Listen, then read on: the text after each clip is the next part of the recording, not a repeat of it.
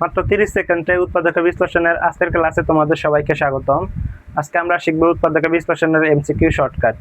খেয়াল করো, যদি আমাদের এরকম থাকে x⁶, x³ এবং ধ্রুবক পদ থাকে, তাহলে কিভাবে আমরা সহজে অঙ্কগুলো করব।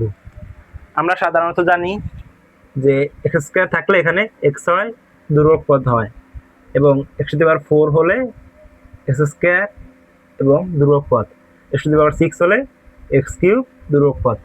এইগুলো হচ্ছে আমাদের উৎপাদক বিশ্লেষণের শর্ত। যদি আমাদের x² থাকে তাহলে মাঝের পদে x থাকবে, যদি x⁴ থাকে তাহলে x² থাকবে, x⁶ থাকলে x³ থাকে। এখন দেখো, এখানে আমাদের x⁶ আছে আর এখানে x³ আছে। এখন সবগুলো যোগ আছে, তাহলে আমরা এই 64কে ভেঙে এরকম দুইটা সংখ্যা নিব, যেটাকে যোগ করে আমরা 16 x³ মিলাবো আর গুণ করে 64 মিলাবো। দেখো, আমরা জানি 8 আর 8 যদি গুণ করি 8 আর 8 64, তাহলে 8 আর 8 যোগ করলে আমাদের 16 হয়। তাহলে দেখো আমাদের অ্যান্সারটা আসে কি x +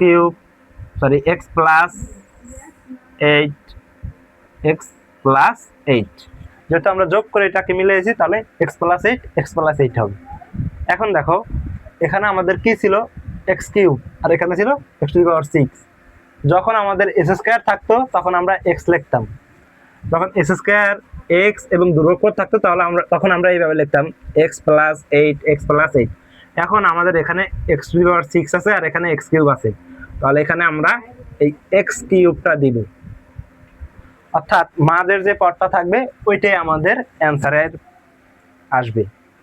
মাঝের পদে যদি x থাকে তাহলে এখানে x আসবে, মাঝের পদে s² থাকলে x² আসবে, আর x³ থাকলে x³ আসবে। বুঝতে পারছো? অঙ্ক সহজ যদি তোমার বেসিকটা ক্লিয়ার থাকে, তাহলে শেষেরটা তোমাদের হোমওয়ার্ক থাকবে।